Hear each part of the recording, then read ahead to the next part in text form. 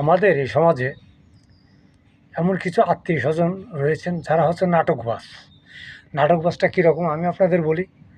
এরা দেখে কাদের ফ্যামিলি সচ্ছল, কার কত টাকা আছে।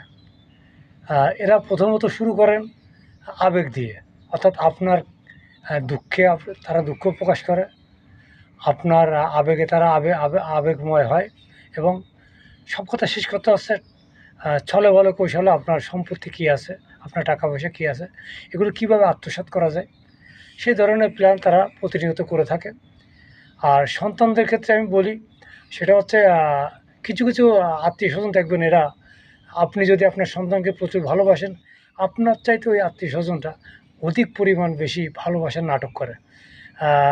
দেখবেন সেই সন্তানের পিতামাতা যখন মারা যায়, তখন ওই আত্মীয়স্বজন যারা এতদিন আপনার সন্তানদের ভালোবাসতেন বা ভালোবাসার নাটক করতেন, এরা কিন্তু আর আপনার সন্তানদের খবর নেবেন না, বা ওই ব্যক্তিদের সন্তানদের খবর নেন না, বা তাদের কোনো কিছু তারা সহ্য করতে পারেন না।